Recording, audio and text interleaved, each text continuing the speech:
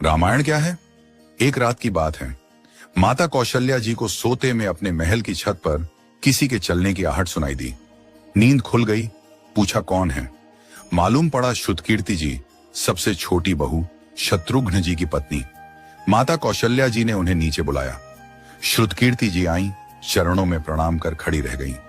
माता कौशल्या जी ने पूछा, श्रुति, इतनी रात को अकेली छत पर क्या कर रही हो बेटी? क्या नींद नहीं आ रही? शत्रुघ्न कहाँ है?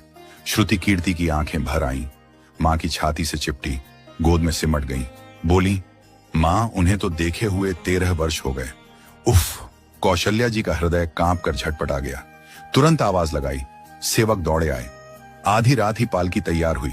आज शत्रुघ्न जी की खोज होगी। मां चली। आपको मालूम है शत्रुघ्न जी कहाँ मिले? अयोध्या जी के जिस दरवाजे के बाहर भरत जी नंदीग्राम में तपस्वी होकर रहते हैं, उसी दरवाजे के भीतर एक पत्थर की शिला है। उसी शिला पर अपनी बाह का तकिया बनाकर लेटे मिले। मां सिराहने बैठ गई। बालों में हाथ फिराया तो शत्रुघ्न जी ने आंखें खोली। मां! उठे, चरणों में गिरे। मां, आपने क्यों कष्ट किया? मुझे बुलवा लिया होता। मां ने कहा, शत्रुघ्न यहां क्यों? शत्रुघ्न जी की रुलाई फूट पड़ी। बोले, मां, भैया राम जी पिताजी की आज्ञा से वन चले गए। भैया लक्ष्मण जी उनके पीछे चले गए। भैया भरत जी भी नंदीग्राम में हैं। क्या ये महल, ये रथ, ये राजसी वस्त्र विधाता ने मेरे ही लिए बनाए हैं? माता कौशल्या जी निरुत्तर रह गईं। देखो क्या है ये राम कथा। ये भोग की नहीं, त्याग की कथा है। यहाँ त्याग की ही प्रतियोगिता चल रही है और सभी प्रथम हैं। कोई पीछे नहीं रहा। चारों भाइयों का प्रेम और त्याग एक दूसरे के प्रति अद्भुत, अभिनव और अलौकिक हैं। रामायण जीवन जीने की सबसे उत्तम शिक्षा देती है। भगवान राम को 14 वर्ष का वनवास हुआ तो उनकी पत्नी सीता मैया ने भी सहर्ष वनवास स्वीकार कर लिया। परंतु बचपन से ही बड़े भाई की सेवा में रहने वाले लक्ष्मण जी कैसे राम जी से दूर हो जाते? माता सुमित्रा से तो उन्होंने आज्ञा ले ली थी वन जाने की, परंतु जब पत्नी उर्मिला के कक्ष की ओर बढ़ रहे थे तो सोच रहे थे कि मां ने तो आज्ञा दे दी, परंतु उर्मिला को कैसे समझाऊंगा, क्या बोलूंगा उनसे? यही सोच विचार करके लक्ष्मण जी जैसे ही अपने कक्ष में पहुंचे तो देखा कि उर्मिला जी आरती का थाल लेके खड़ी थी और बोली, आप मेरी चिंता छोड़ प्रभु श्री राम की सेवा में वन को जाओ। मैं आपको नहीं रोकूंगी।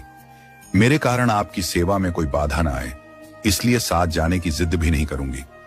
लक्ष्मण जी को कहने में संकोच हो रहा था, परंतु उनके कुछ कहने से पहले ही उर्मिला जी ने उन्हें संकोच से बाहर निकाल दिया। वास्तव में यही पत्नी का धर्म है। पति संकोच में पड़े उससे पहले ही पत्नी उसके मन की बात जानकर उसे संकोच से बाहर कर दे। लक्ष्मण जी चले गए, परंतु 14 वर्ष तक उर्मिला ने एक तपस्विनी की भांति कठोर तप किया। वन में प्रभु श्री राम माता सीता की सेवा में लक्ष्मण जी कभी सोए नहीं, परंतु उर्मिला ने भी अपने महलों के द्वार कभी बंद नहीं किए और सारी रात जाग जाग कर उस दीपक की लौ को बुझने नहीं दिया। मेघनाथ से युद्ध करते हुए जब लक्ष्मण जी को शक्ति लग जाती है और हनुमान जी उनके लिए संजीवनी का पर्वत लेके लौट रहे होते हैं, तो बीच में जब हनुमान जी अयोध्या के ऊपर से गुजर रहे थे तो भरत जी उन्हें राक्षस समझकर बाण मारते हैं और हनुमान जी गिर जाते हैं। तब हनुमान जी सारा वृत्तांत सुनाते हैं कि सीता जी को रावण हर ले गया, लक्ष्मण जी युद्ध में मूर्छित हो गए हैं। ये सुनते ही कौशल्या जी कहती हैं कि राम को कहना कि लक्ष्मण के बिना अयोध्या में पैर भी मत रखना, राम वन में ही रहे। माता सुमित्रा कहती हैं कि राम से कहना कि कोई बात नहीं, अभी शत्रुघ्न है, मैं उसे भेज दूंगी।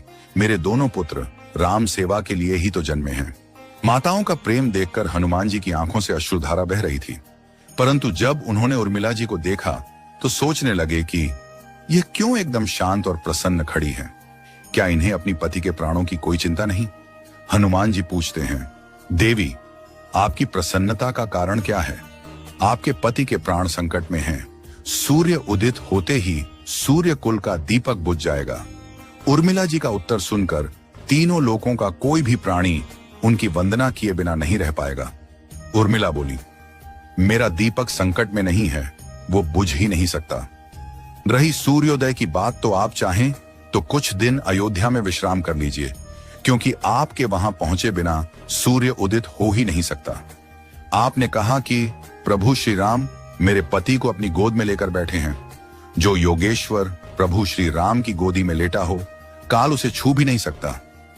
यह तो वो दोनों लीला कर रहे हैं। मेरे पति जब से वन गए हैं तब से सोए नहीं हैं। उन्होंने न सोने का प्रण लिया था, इसलिए वे थोड़ी देर विश्राम कर रहे हैं, और जब भगवान की गोद मिल गई तो थोड़ा विश्राम ज्यादा हो गया। वे उठ जाएंगे, और शक्ति मेरे पति को लगी ही नहीं, शक्ति तो प्रभु श्री राम जी को लगी है।